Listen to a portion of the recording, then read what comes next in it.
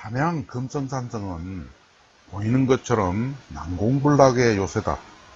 주변은 600m의 금성산을 중심으로 고만고만한 다른 4개의 능선을 따라 7km에 달하는 외성으로 축성되었고, 그 안에 또 800m 규모의 내성까지 겹으로 구축된 입보산성이다.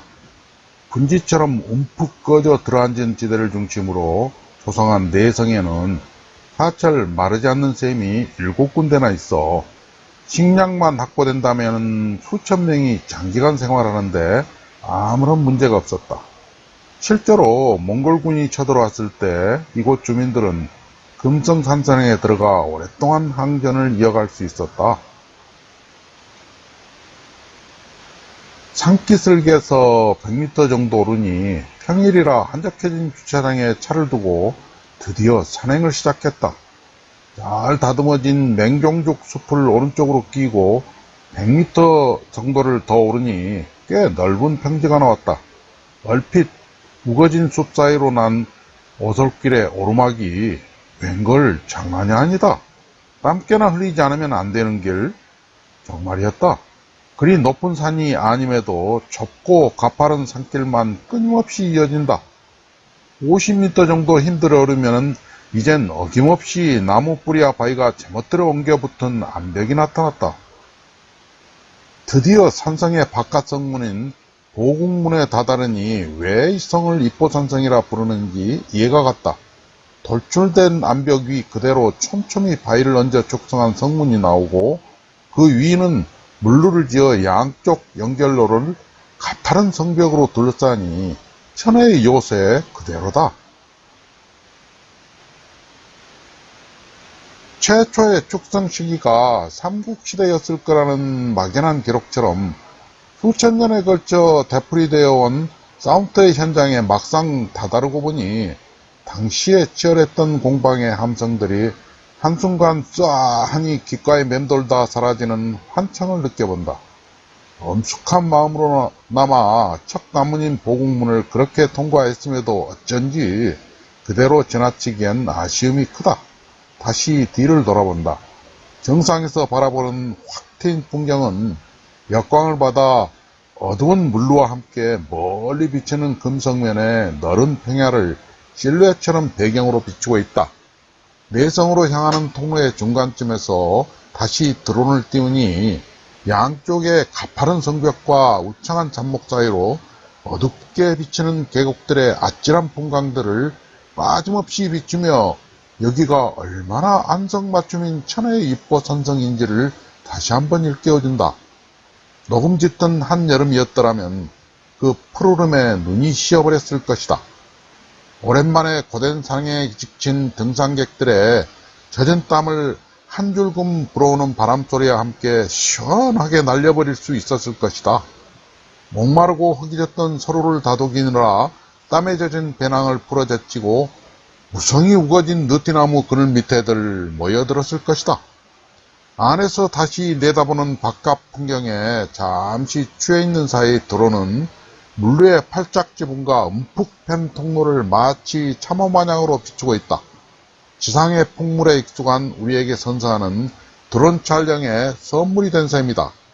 가까이 갈수록 역광의 어두움도 극복하고 명안히 선명한 밝은 모습을 비추어지니 그 또한 새롭다. 내친 김에 주변의 풍광을 다시 한번 더 빙 돌아가며 멀리 보이는 평야며 산세, 그리고 3월 초입의 억센 바람까지도 담았다. 멀리서 다음 행선지인 내성의 물루가 보인다.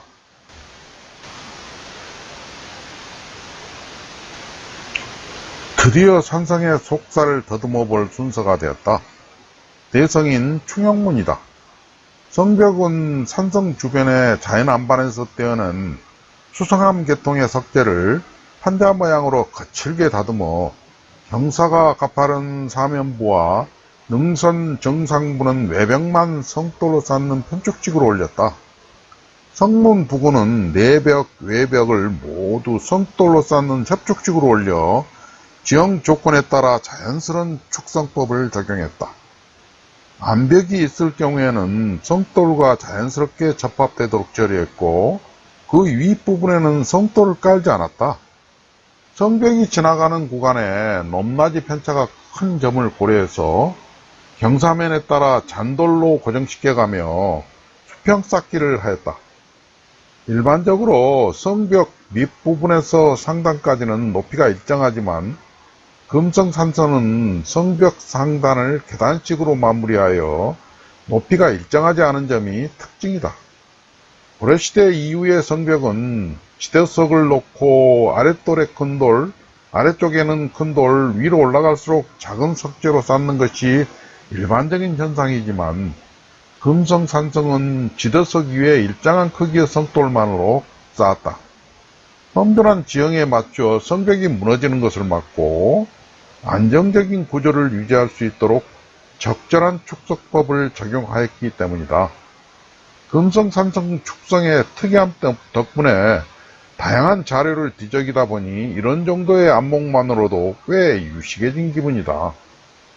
외성의 보궁과 똑같이 좁은 성문 위로 팔짝 지붕을 펼친 물루가 버티고 있다. 3m 정도의 성벽에 둘러싸인 채 성문까지 걸어가야 하는 좁고 긴 통로에 위압감마저 감돈다.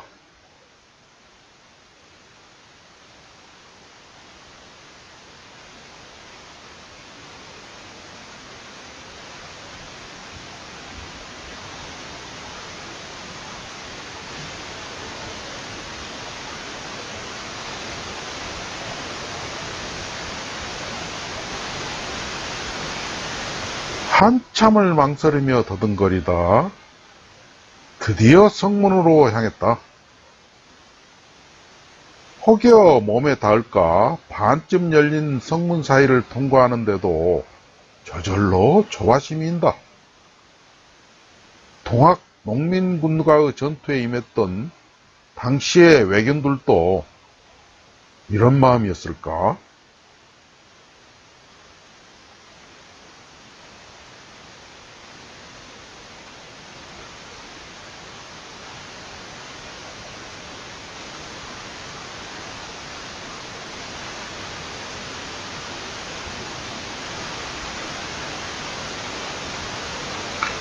어두운 물로 밑 통로를 빠져나오니 호남 창의회 맹소 입간판이 당시의 울분을 터뜨리듯 우뚝 서서 앞을 막아선다.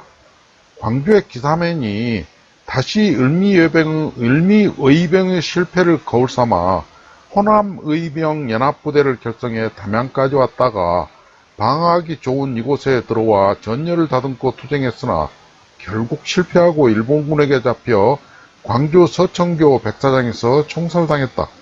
그러나 그의 정치는 계속 이어져 일제에게 나라를 빼앗기기 전까지 호남 지역은 일제에 맞서 가장 강렬하게 저항한 지역이 되었다.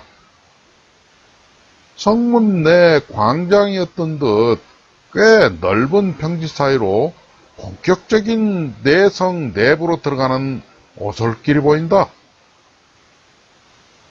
1895년 고종 때 제작된 금성 진도를 보면 동원, 승대장천, 장교성, 화약고, 내야, 그리고 식량창고 등 관청 건물이 들어서 있었다. 물론 민가도 있었다. 하지만 지금은 아무것도 남아있지 않다. 전봉준이 식량 확보를 위해 순창에 내려갔지만 김경천의 밀고로 잡히고 난 후 대대적인 일본군의 공세에 맥없이 무너진 이곳 금성산성의 모든 역사적 증거가 전부 불에 타거나 파괴되어버린 때문이었다. 아, 인걸은 간대였구나. 오른쪽으로 다시 내성의 성벽과 충영문의 물루가 나오고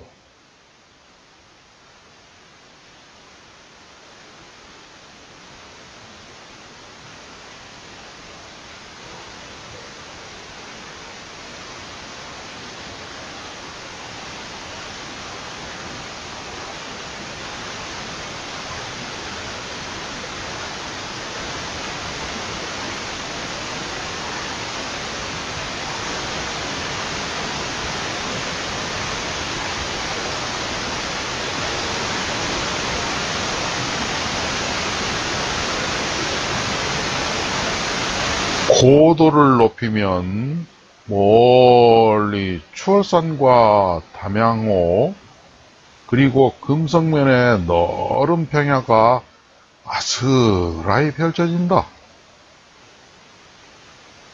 더 높이니 지나왔던 보국문으로 연결된 성로가 멋진 조망을 보인다. 금성산성에서 가장 아름다운 풍광이라 할 수 있다. 이 영상은 지난 2009년 드라마 선덕여왕의 촬영지로도 이미 명성을 떨친 바 있다.